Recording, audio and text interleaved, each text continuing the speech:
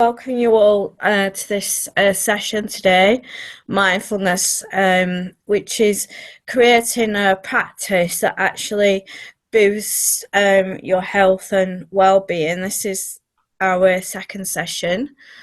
So next slide, please, Cara. So this material, as always, is delivered from an expert by experience perspective. Using holistic model, and there's no medical advice given. So next slide. So as we all know, having energy limiting disabilities means it actually takes time to implement the smallest change in our routine, and thinking about what we need to do and how we need to do it actually takes a lot of effort. So in this course, I've done all the thinking for you, and I've brought things down into manageable steps. So I invite you to try what appeals to you, and feel free to give us your feedback. That would be great. So next slide, Cara, please. So this week, the strategy is around neuroscience and developing neuroplasticity and rules of the mind. And last week we covered around using mindfulness and affirmations. That I'll send those PDFs out with the material from this week's session. And I'm going to be sharing some of the body boost audios that I did and recorded a few years ago. So next slide, please, Cara.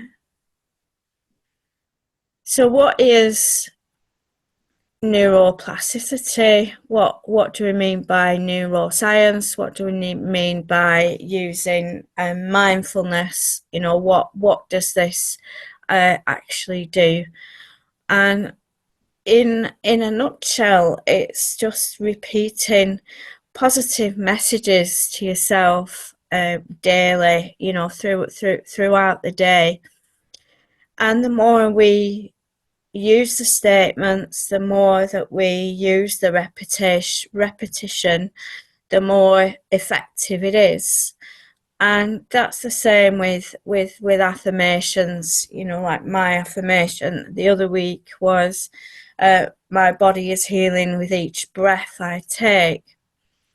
And when I first started using that affirmation, I felt there was a bit of conflict of, well, actually I've got a long COVID, I've got a sore throat at the moment, and those things come to mind first. But the more that I repeat that sentence, the more comfortable it actually is. And what you're doing is, it's like this road here, you're actually creating a new road map or a new circuit. And the more you walk up and down that path, the more that embeds into your mind.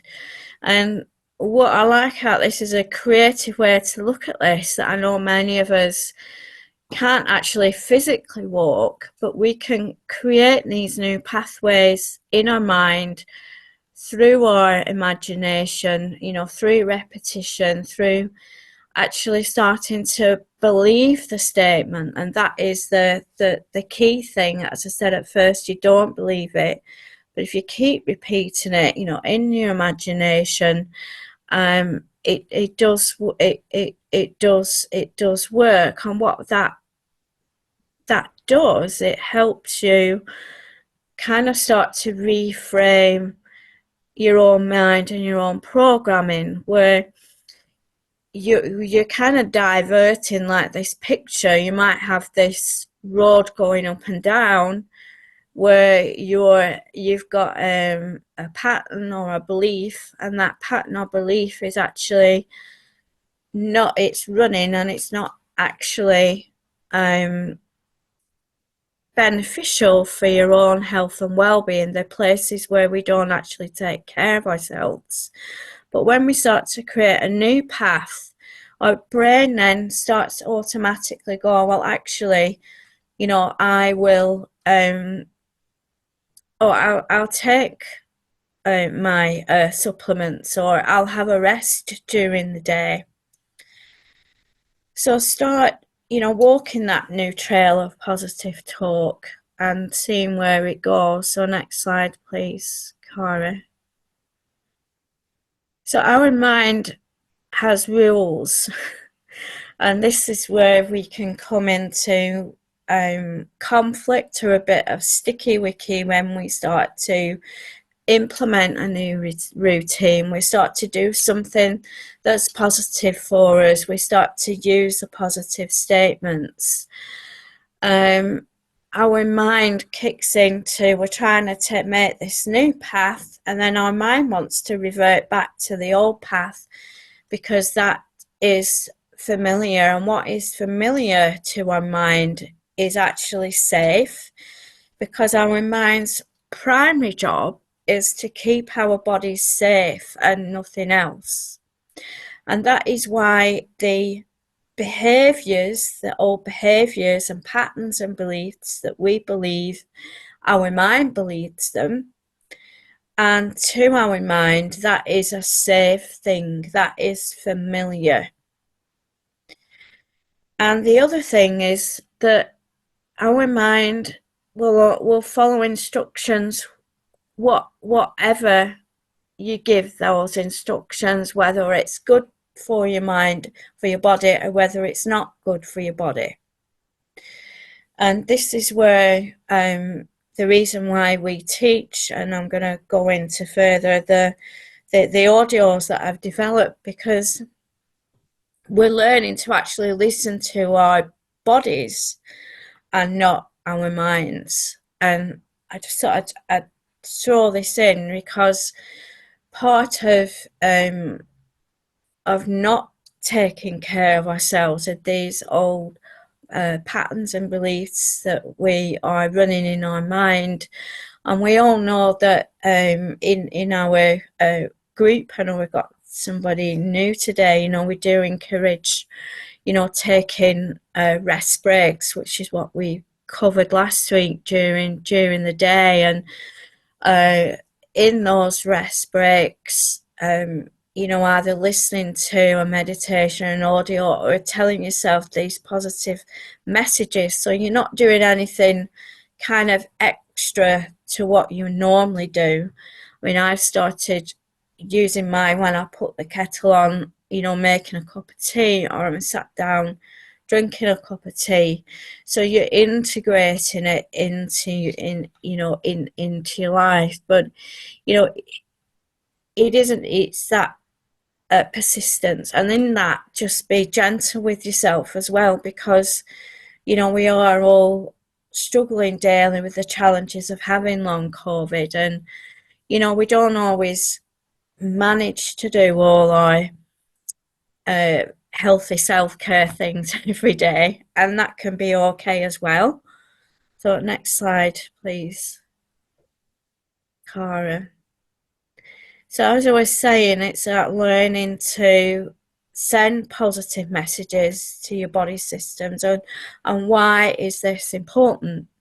Well, this is important, what I've just said about our mind. Even though there's a lot of focus on your mind and it's meant to be, intelligent and know all the answers, that it's also got these rules and these patterns, and our bodies are actually really intelligent. And people don't understand that our bodies have a huge intelligence, and we have 11 body systems, and each body system actually communicates with each other mainly through the blood that goes around our body, which passes oxygen, and the messages are usually in the hormones and nutrients, and they respond to each other. And I do believe this is one of the complications of long COVID, because it's not just one body system. Like when you say break a bone, then you're looking at the skeletal system that's affected by that, and maybe the muscular system. But when you have long COVID, you have all your body systems that that are affected by the condition, and causes the symptoms. And I also feel that your body sends you messages, when you are experiencing symptoms. You need to slow down, you need to rest, and we need to take care of ourselves. So, what we're doing when we're actually um, sending positive messages to our mind, like in the center of our brain, is a gland that sends messages to our nervous system. So, our nervous system is actually saying, oh, right, oh, my body's healthy for every breath I take. So then that message goes round the whole of our systems, and that's why when we do relaxation, we do positivity, our heart rate drops because we are sending messages to the hormones from our endocrine system that send the messages to our blood pressure and the heart rate to calm down. We're actually okay, we're healing. And so the rest of the body is responding to this message, and it helps our body work more effectively, by sending nutrients, dispose of waste, water, moving the body, the hormones, sending oxygen and blood around the whole of our body. Yeah, and this is looking on, what we actually can do instead of what we can't do. We can use relaxation practices. We can use positive language. We can change our mindset to his frustration, and we can increase and readjust our self-care. This is an example of a course I put together 3 years ago that goes through the different body systems that we'll be diving into a bit more deeper on next week's session.